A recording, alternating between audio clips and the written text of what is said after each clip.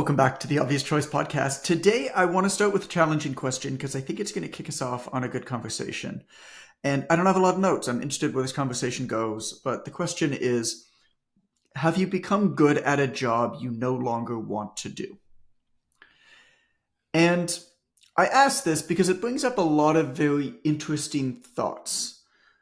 A lot of us define ourselves largely by what we do or what industry we're in, or even within our industry, what we do within that industry. And I actually think that that's incorrect. I think that that can tie your hands a little bit. You know, if I define myself as being somebody who was a personal trainer, I would have never been able to write a book. If I define myself as somebody who just existed within the fitness industry, I would have never been able to go outside and meet so many people that are interesting outside of the fitness industry in different worlds, and perhaps bring that back into my industry to be able to challenge myself in a different way and come up with solutions to problems in ways that other people in my industry weren't able to, and therefore in many ways rise above other people who are trying to do similar things to me a number of different times in different ways. And sometimes that works and has worked, and sometimes that definitely has not worked. But either way, it's always been fun.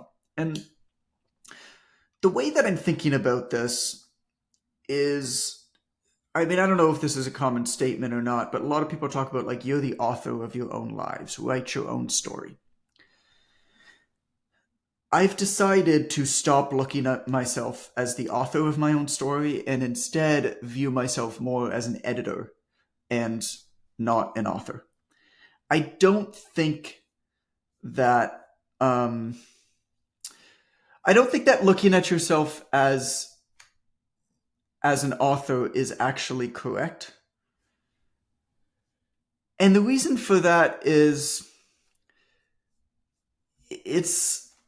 what's the best way to say this? I have this written down. I don't think that our job is to write the book. I think our job is to continually prune and explore and improve upon the book that's being written. There are a lot of things that happen in this world, in our lives, that are out of our control. I mean, down to even where we're born, who are our parents, are out of our control. And so even if you are able to write your own book, you're starting at like chapter 9. So there's a lot of things out of your own control. And within that, once you're born, once you become an adult or somebody who can think for themselves, well, there's still most of what happens that affects you is out of your control. And so what happens then is how you then decide to navigate it, how you then decide to let that impact or not impact you, and take that in and make something of it.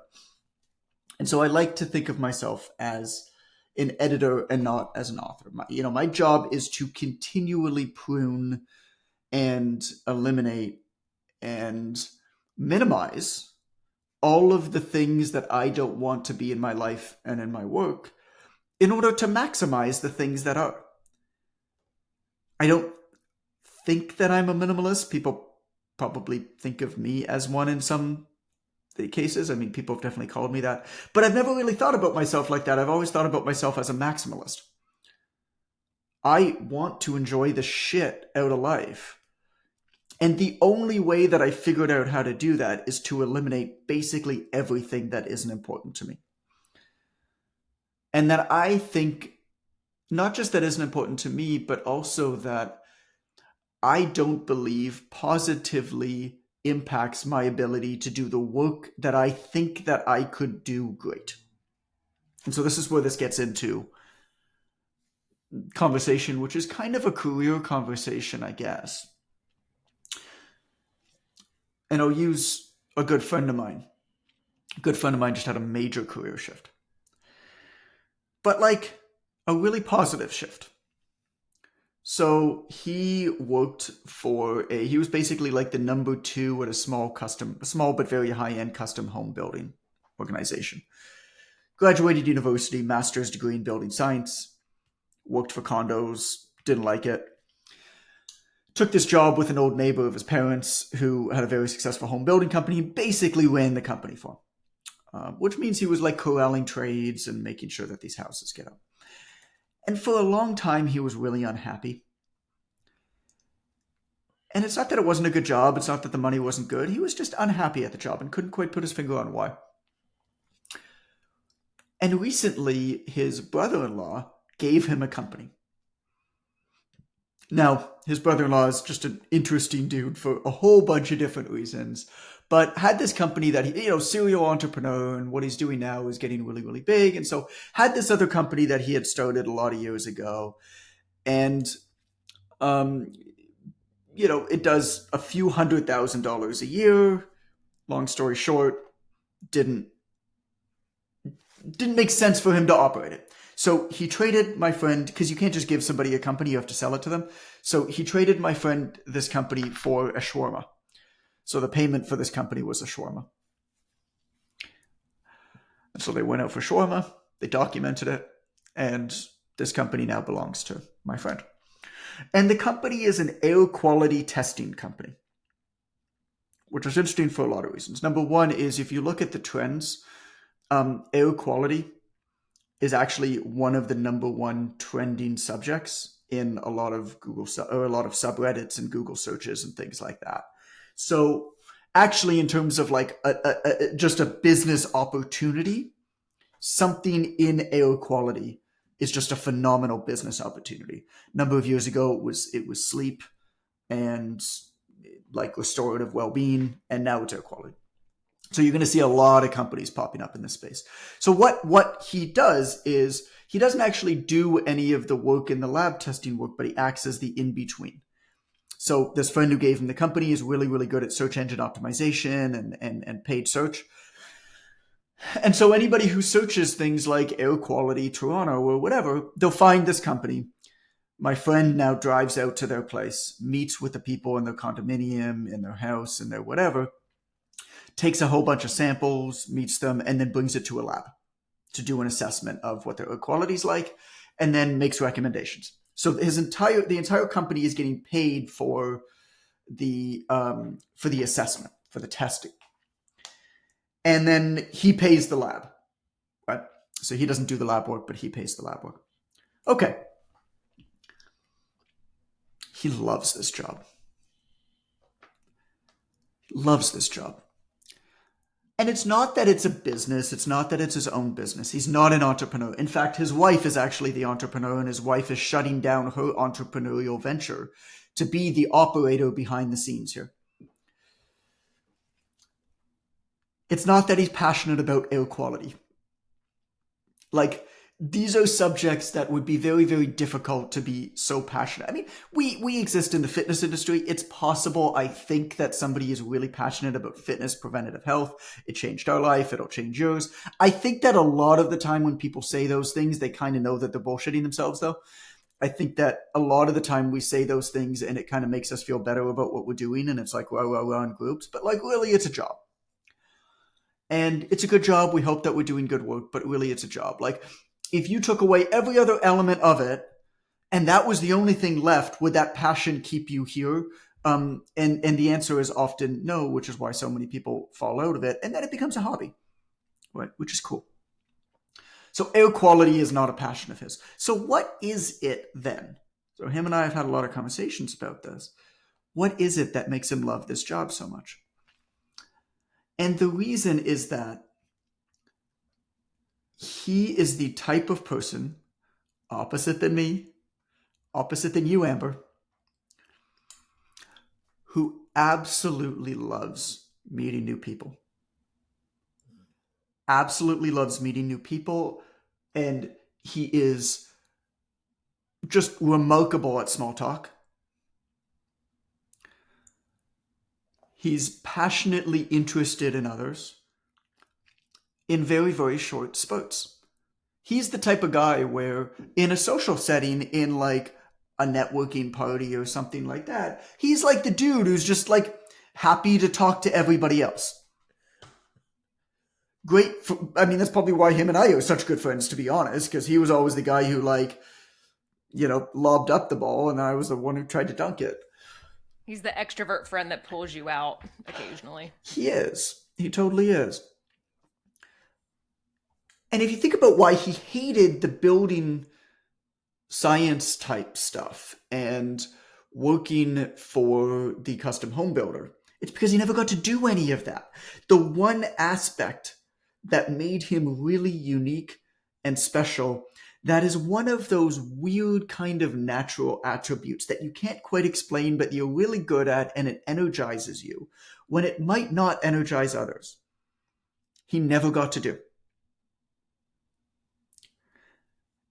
And now we found this career, call it, where it's not about the industry, it's not about the job, it's not about the business opportunity. It's because what he was able to do was edit out all of the elements of work that he was not perfectly suited for and add back in the one element of work that he's perfectly suited for. And so I ask you then, have you are you able to, after hearing this story, delineate what that is for you? What is it for you that, for whatever reason, seems to come easier for you than it does for other people? What is it for you that you do it and other people are like, hey, that looks really hard that you do? And you're like, yeah, it is really hard, but I'm really excited to do it and happy to do it. For me, it's writing books, unquestionably. For me, it's writing books. And I figured this out. I mean, the amount of people who have said to me in the last 2 years, they're like, you have a palpable energy that I have not experienced from you before, John. People have known me for a long time. Excitement about what you're doing, calm, cool confidence around what you're doing. And I feel it, and it feels great. And the reason for that is I've largely eliminated everything else that I'm doing. And the vast majority of my time is spent writing books. Now, writing books is not easy. This is not a search for something easier. And it's not something that I find, I don't think, easier than other people. It's fucking hard. God damn, it's hard.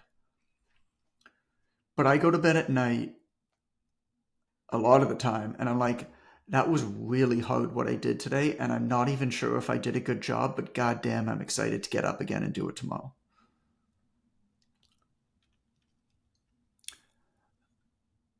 And the minute that I kind of came to this idea of being an editor, not an author, it hit. And then my friend going through this experience and this question, this challenging question, have you become good at a job you no longer want to do? Now, that doesn't mean that you need to leave that job, because there are probably elements to that that you actually enjoy. But there's also probably a lot of bits of it. And so defining oneself tightly around an industry is problematic. I think we can change industries. I think we can change jobs. And I think the search is this continual search towards what is it that we seem to have this natural kind of pull towards doing. Have you thought about what that is for yourself, Ren? Yeah, absolutely. For me. It's always going to be as much of an introvert as I believe myself to be. I always like the soft skills of the position. So where I thrive as a coach is not necessarily enrollment, and sales is probably the thing that I've gotten good at that I don't really. I could take it if somebody else did my enrollments. That'd be awesome for me. But I Mm-hmm. have to onboard the client. I have to be the person to take the client calls. I have to be the person that does the weekly Q and A for clients, and I have to be the person that the client brings difficulties to. Okay. I love when my clients are in crisis, and I get to have a phone call for them. Soft skills have always been my thing. That's where I thrive. Emotional intelligence is my jam across the board. Yeah, I was going to say, it doesn't necessarily sound like soft skills to me. It almost sounds like problem solving. Maybe I mean, so. empathy for sure. Empathy for sure. But I'm I'm better skilled to solve problems through the lens of empathy and not logistics or strategy. what my clients tell me that they experience is that whatever they bring to me, they feel better after a conversation with me. And maybe not necessarily because we've actually solved something. They just feel better by the soft serving of the conversation. So I know without that's where I thrive. I can make people feel better about almost any situation, Right. even if we're not able to solve it.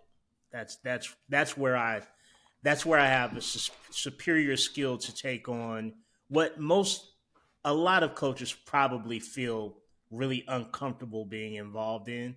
Mm. For sure, for sure. So what does that mean for you? So that's really interesting that you've kind of narrowed down on that, because you're right. Those are the hard conversations, aren't there? Hmm. So what does that mean for you? What does that mean about what you do and how you spend your time? I think it's a combination of for me, I feel like I can solve better empathetically through the lens of intellect first and Hmm. then probably empathy second. But what it means for me is I'm very, very hard driven for additional information. Not we've had this conversation about reading, right? And how infrequently I read for pleasure and how Mm. frequently I read for information. I feel most confident in serving those soft skills. I feel like I can better deploy emotional intelligence if I have a backup or background of actual evidence, maybe not evidence based, but actual knowledge about a situation. And that's where my comfort zone is. But I, unlike most people, probably I don't use the information for the sake of information. I use the information to better default to emotional intelligence with sort of the background support of knowing I know what the fuck I'm talking about too, right? Right. So that feels so empowering for me that I'm really able to adjust someone's attitude, their feelings about something, just through an empathetic ear, and that's the part of the business that I personally love the most. Uh, and I never really thought about it deeply until you said the thing about the being the editor, not the author.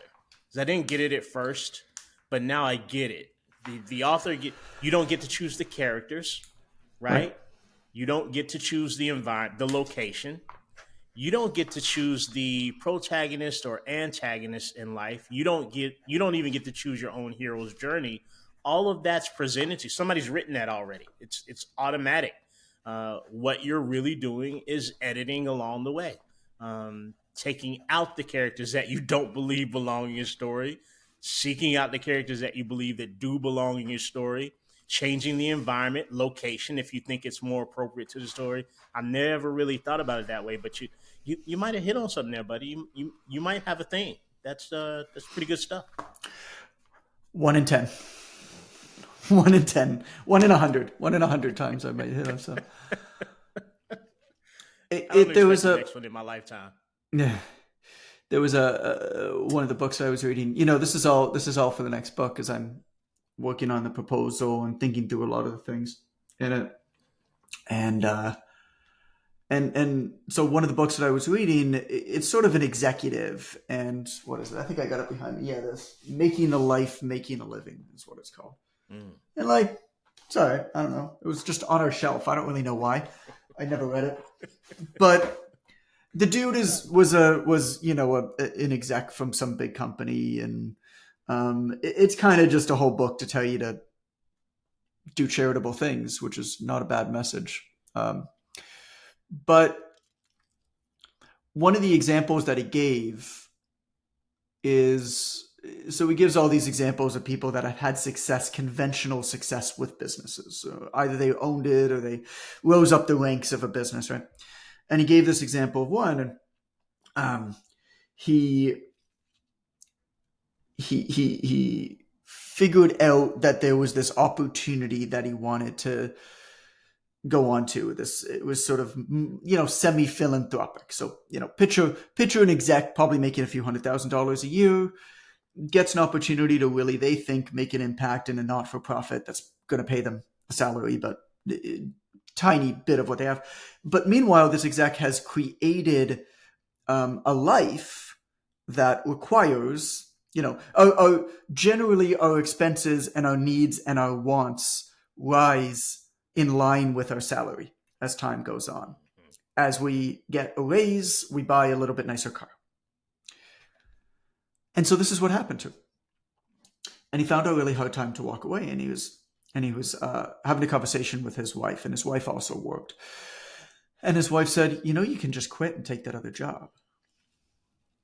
She goes, what? She's like, yeah, no, like, we're fine. Like, I don't want to stop working. I like my job. And we have lots of money saved up. We've kept our walking costs low.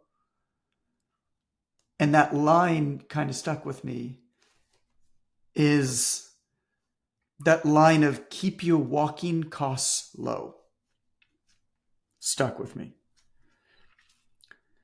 Where we feel often like we're tied down to something.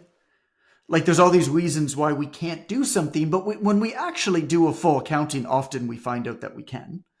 It might be scary. It might have a little bit of risk, but we actually find that we can.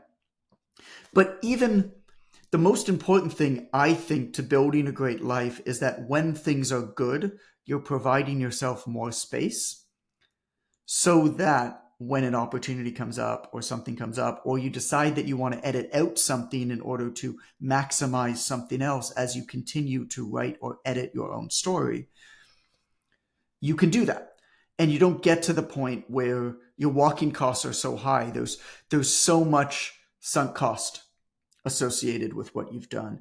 There's so much of your own self-esteem and reputation or perceived reputation or network or societies that you exist within that is so dependent on this life that you've built that it becomes difficult to walk away. Even down to like the question of who am I? If your self-identity is wrapped within what you do, not why you do it, not the thing that makes you special about what you do, because those things can change industries, right? As long as those things come with you, they can change industries. They can change jobs. They can go from corporate to not-for-profit to all of these things, right? Whatever you want to do. But if how you self-identify is wrapped too lightly in a thing, then your walking costs are too high. And so when times are good, always reminding oneself, how low are my walking costs? Can I make my walking costs lower? Because there's this other challenging thought that I think about all the time, which is, if you're always looking at what's one step ahead of you, then you're always thinking, oh, I'm working really hard to get to this point. There's always this, when I finally ...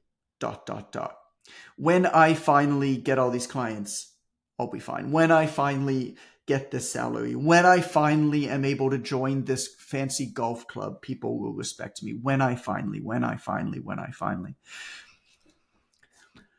And so if that's what's driving you to work towards something, there's this thought, right? What if I'm working hard to get to a point I'm not at yet, but if I were to quit, I'll never get there? That's opportunity cost. That is the fear of, I've been working so hard for all of these years, and what? I'm just going to throw it away? It can be really hard to get over, especially when you have a crazy aunt who tells you about so-and-so cousin that's doing so well. Shouldn't you be like them? I'm not saying I have a crazy aunt, but everybody has a crazy aunt. I don't know why it's always an aunt. It's never an uncle. It's never a sister. Uncles cousin. are chill, bro. Like uncles are like, especially if you're a man and you got uncles. Uncles are like, is your girlfriend pretty? You got any beer?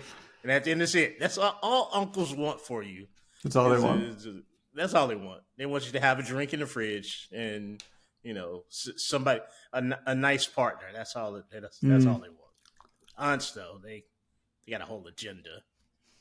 Got an agenda. Yeah. Kiss my ass, auntie. Sorry. The only aunt that really No, I'm not going to make that joke. That's a stupid Aunt Jemima No, don't joke. do that. Don't do that. Don't do It was it. going to be an Aunt Jemima joke, something about sugar. It Thank, was a stupid thank, joke. thank you Uh, for your restraint. For the black delegation, we thank you for your restraint in your Aunt Jemima joke. yeah, yeah. Oh man. Amber, I mean, I'm curious.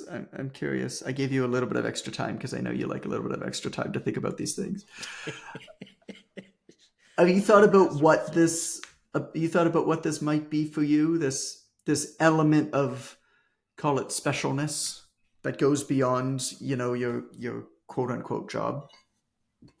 No. I mean, I'm a helper at heart, and I want to make people happy. Like that's always what I've done ever since I was a kid. If I can find a way to help someone with something, even if it's something that I know nothing about, like give me a minute, let me research it, I'll figure it out. And finding little ways to make people happy and to feel seen. And so I've always brought that element with me in every job that I've ever had. Um, and jobs where I couldn't do that definitely were the ones that I quit the fastest. What do you I've mean? actually worked for you the longest out of any place I've ever worked. It's because I need a So. lot of help. What? A constant source of helplessness. Definitely, if you were to plot on a chart the amount of times I tag you into threads and send you those magical all you emails, Oh yes, oh yes. um, it seems to be on an upward trajectory. What? You're busy writing. Yeah, yeah. Well, I'm glad that you like to be helpful because I'll just keep doing more of it. Um, when did you figure that out? Do you remember? Think about that. Probably when I was like having like a bit of a like an identity crisis, like when I had my big like burnout panic attack a little while ago. I had to kind of rethink some things Hmm. because that same quality that I have also can get me into trouble. Right. And so I had to spend a lot of self-reflective time on that. And so a little bit after that, I think is like, okay, why am I doing it? Well, because I enjoy it, but I have a hard time stopping. And so, um, so honestly, not that long ago, but it's because I let it overtake because I do get so excited about helping people. It messed me up. So I had to Hmm. put in boundaries with myself. Yeah, that was a. I mean, that was the time when both of us were down and out, wasn't it? Yeah, Um, that was funny. but what jumped out at me about you going through that experience, because what happened was basically you were just trying to be too much to too many people. Mm-hmm. And that's what one of the things that makes you so amazing, but also can be really dangerous for you. Yep. And and I always like the line.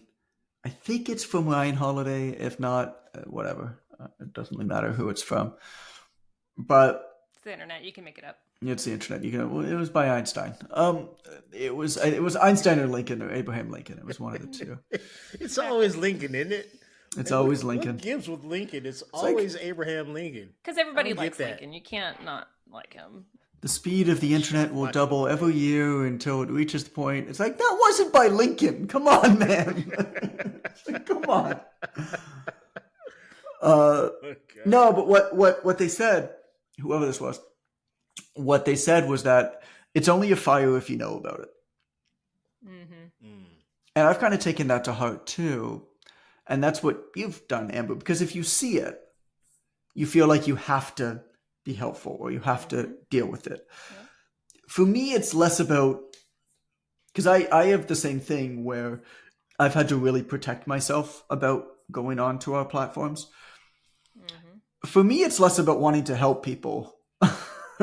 um, for me, it's more about if I see it, I'll dwell on it and I won't Good. be able to Yeah. get it out of my mind and focus on my family or whatever I'm doing, the Mm-hmm. book I'm reading, whatever it is. I won't be able to focus on any of those things until I deal with this thing. Yep. And so I institute what I call a touch it once rule, which is Mm. if I see something, I deal with it and I get it off my plate. Yep. Now, I'm not perfect in that, but it's a good reminder because every once in a while, when I catch myself procrastinating and I open up my email when I shouldn't have opened up my email, and I see a message that really isn't that important, it's certainly not more important than anything else that I'm doing at that time, but I see it and I know that I won't be able to stop thinking about it. And everything in me wants to stop and wants to put that on unread and close the email again and then go back to what I'm doing. Mhm. I actually do the opposite. I deal with it and get it out right away. And then I kick myself for being distracted and opening that email. Because I never should have opened the email in the first place. Mhm. But opening the email and then reading it and then putting it into unread and then moving on is worse, I think. Mm-hmm. Yeah. And then I do also where if I do try to like leave it, come back to it later, I have resistance to getting back to it. Mm. Like it's much harder to jump back into it. So if I have to stop a project because I've distracted myself or whatever and have to go back into it, it's so much harder. Like my brain does not want to do it anymore. Yeah. And so that's a whole different thing to overcome. So yeah, if I don't do it right then and there, it's it totally messes me up. So, but yeah, that's So this is funny. double-edged sword. I have my notebook open and I have it open to the page that I had notes on for this episode, which was not a lot of them because I wanted to get into more of a conversation. But on the other side of the notebook, I don't even know when these notes are from. It's a very old notebook that I just found and I just had some pages free in it. So I used it. So I have no idea what this from or what this relates to or why this was written down or anything. But it says mental decluttering. 98% of what you're doing right now is stupid. It's based on an episode we did a long time ago, I think. Did we do an episode on that? So, I think so. When I went to that TED talk, I'll have to find the guy. He's something bestseller, whatever. I mean, And one of the things he had talked about, the was obvious like- choice is technically already a bestseller because it reached to the top of new releases in some obscure category when I sent an email Yeah. about it. Like calling yourself a bestseller is not. Anyway, go on. yeah, I don't know. I don't remember stuff. Impressive guy. We'll call him Jeff. Yeah, supposedly Jeff. he is. Paul something maybe. But he had talked about like the should train and want train for like work. Like we're programmed to do all of these things and that's your should train, and then you have your want train, which is where we need to go. And then he had talked about like hope work. Like you have your day job where you do this to pay the bills and whatever, but then you have your hope job. And how a lot of people often have an additional job that they call their hope job. That corresponds with what you're talking about, like that the thing that makes you special and you leaning into that is usually your hope job. Right. Yeah, I like that. I like, I don't know. I like the idea of just not exposing yourself to stuff that you know is going to distract you. Like there's going to be a time when you're going to open it, call it social media, email, whatever. And if you see something, it's very hard to resist it. Like at that point, you've kind of lost the game. It's been easier for me to, I guess, identify that and be like, all right, I've lost the game. Let's just end this game now. Let's just not drag on this pain, versus next time. Like it's not a fire if you don't see it. No matter how bad the fire is, it's not a fire if you don't see it. And it ain't going to change anything if you wait a couple hours and do your most important work before you dive into it.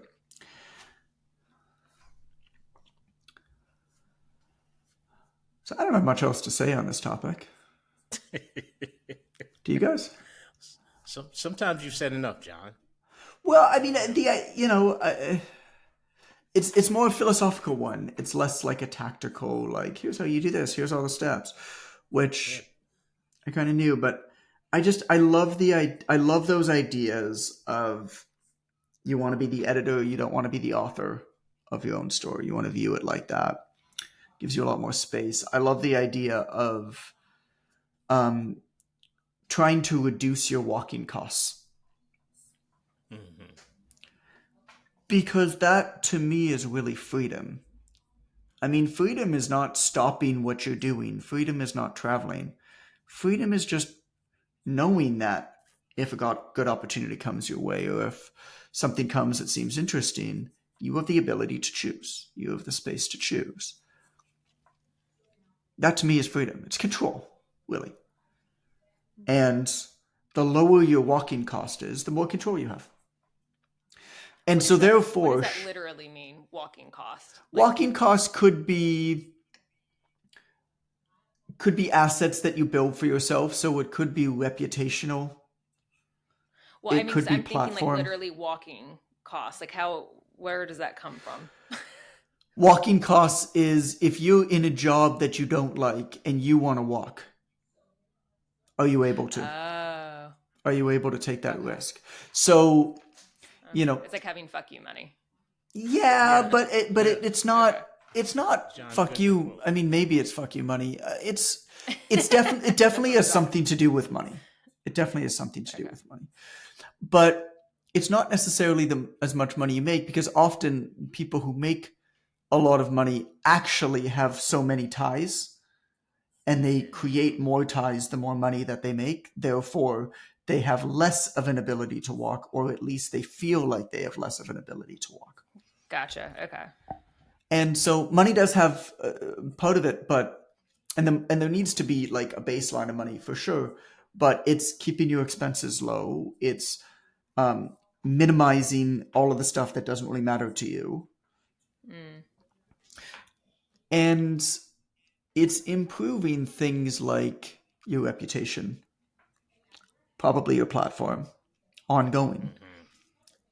when you're able to, so that you can if the situation ever gets bad, like it might not ever, but if the situation ever gets bad, you can walk. Or even if it doesn't get bad, if a better situation comes about, you can walk. Got it. um, I think that in this day and age, I mean, our work, our day to day should really be focused around reducing our walking costs, should be around increasing our freedom, even if you work for somebody else. Even if you love the person and the job and the work that you're doing, and you're treated fairly and compensated well and all of those things, you should still be building something for yourself, like what you're doing, Amber. Mhm. You know, do I like do I think that you're gonna walk? I hope not. Would I be happy for you if you did? Yeah, I'd wish you well, and I try to support you in any way. I think it's great that you're building something for yourself. I think it's great that you are building connections around this customer experience skill set and love and passion that you have. And that's wonderful. Whether you actually ever jump off and make that your main thing or not, I mean, it's giving you and your family more peace of mind, knowing that you are building that if you ever need it, regardless of whether you use it or not, Yep. Exactly. which is going to improve your quality of life, Hmm. which I think is wonderful. This is such a big point of contention with my generation, What's that? Gen X. Just the idea of walking cost, because we were probably, we graduated university mid 90s, right? Or Okay. in some cases late. I mean, there's a range, but speaking specifically for my 50-year-old person, Right.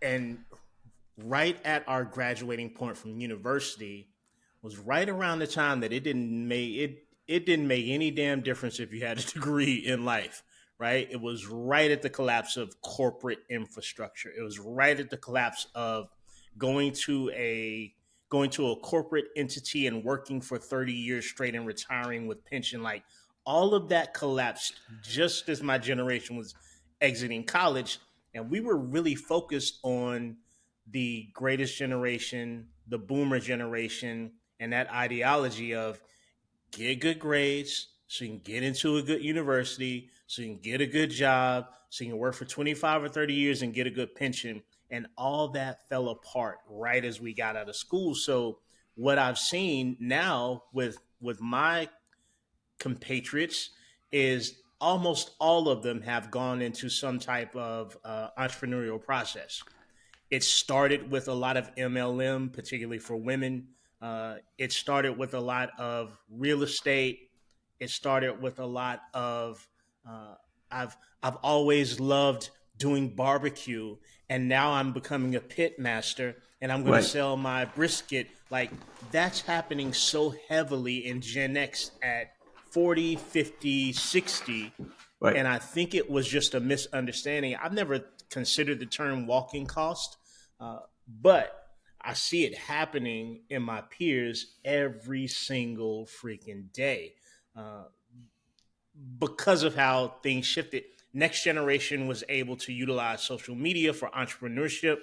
Brilliant and beautiful. I love that that was accessible for them, but we didn't even have access to that until very, very late 20s, Gen X or 30s, which is why I became an online trainer at 40 years old after working in a corporate structure for 8 or 10 years. And I love I think more people suffer at their day job Mm. because they have walking costs that are a bit too high. And whether they want to change or not, they just don't have the option to do so. But they Like the don't feel cost is like too they have the significant. option. The They don't feel like it. perceived cost. I think often it actually comes down to perception of what the cost is. What are People they talked going to us think? Well, who's they? right. I can't afford it. Well, have you done the math? Well, John, people talked my generation into getting married on the other side of 21, Yeah. having a child before 25, getting a mortgage as soon as you get out of college, buy a new car immediately. So we were we were we were taught to we were taught to overextend the walking cost as soon as you hit adulthood. And I don't think it's that way now, Hmm. hopefully, but I think it it bears consideration Interesting. that my generation kind of got booby trapped into it. I'm the antithesis, obviously. Do you think that Unmarried had in an something to apartment. do? Right. But do you think that had something to do with corporate America trying to sell you shit? Oh, It's a leading absolutely. question. That's a Yeah. Yeah. that falls prey to the Sesame Street razor, which is injecting your hypothesis into the question. But Yeah. But still, it's not it's you're not wrong. Right? Like I look at diet culture, I now look at menopause culture, but I also look at corporate culture. And for people that were born in the 70s, kids in the 80s, and graduates from university in the 90s, but we got right. a healthy dose of that shit, man. Mm, Like even every movie taught us that you want to be a cool guy, you wear suits every day. Like that's what from Wall Street to I mean you name it, to right. watching LA Law in the 80s or Saint Elsewhere or the Doctor and Medical Show, like all of this sort Naming of a whole bunch happened of to stuff. I Gen. don't know what it is. Yeah, but it's doctor and lawyer shows. Yeah, right. Every This is every who you should be if you are this going is to who you be a should be. success. Yeah. There weren't Yep. shows Yep. about entrepreneurs in the 80s and 90s, man. Nobody watched that shit. It was Right. freaking Dynasty and Dallas and big corporations and Sure. oil money. Like so, Well, it's just. I mean, it's different people now. who do what I'm saying don't buy many things. I'm not a Right. customer, right? I'm not the type of person that if you want to build a big company, you should be marketing towards. Straight up. I don't spend much money. Like I really don't. I spend as much money as I ever want to spend on the few things that matter to me. The point of life in the 80s was to spend as much money on things you don't need as possible. Yeah. You've arrived as a human. You've made it. Uh, 80s Uh, consumerism was incredible. well, I But think it's still the same. I think it's perhaps taking a bit kinda, it's kind different of the wrapping, but same. I think it's kind of the same. Now All it's a right, I'm going to fictional. recommend another episode. Let's get out of here. I'm going to recommend another episode. No, John. Okay, go on with what you're saying. What's your thought? No, I'm done actually. I Good. need a snack. I mean, I haven't eaten lunch yet. It's like 2 o'clock. Well, that's I just did have dumb, some. John. I did have a duck's favorite snack earlier today. Do you know what that is? I don't even want to hear about it, John. Nobody wants to hear it. Amber, what is it? Quackers. Yeah, Don't cheese and enable him, quackers. Amber. Cheese and Don't quackers. enable John. Duck's favorite I snack. don't like this.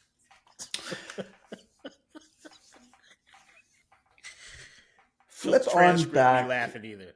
Flip on back to episode 202 for another great episode to listen to. This was an interview that I did with Jim Shields. It's called Protecting Family Time as an Entrepreneur. Jim is somebody who I've known for a lot of years. He wrote a book called 18 Summers, which is based around the premise that you have 18 summers with your children and you got to make the most of them. He's somebody who's helped me really, really figure out how to manage time, still be there for my family while being there in the business. He's had a big impact with me in that regard, and it was fun to actually be able to interview him. I mean, he's somebody that I've known behind the scenes for years, but never done like an hour interview with him. So I think you'll really enjoy this, especially if you are a dad or want to be a dad or are about to be a dad. I think particularly we talk about fatherhood a fair bit, but it's also about time management. It's also about how to make sure that you can do the things that are important to you while still maintaining and growing a business and raising great kids. So this is episode 202, Jim Shields, Protecting Family Time as an Entrepreneur. Check that one out. Hope you like it. Thanks for hanging out. Talk to you soon.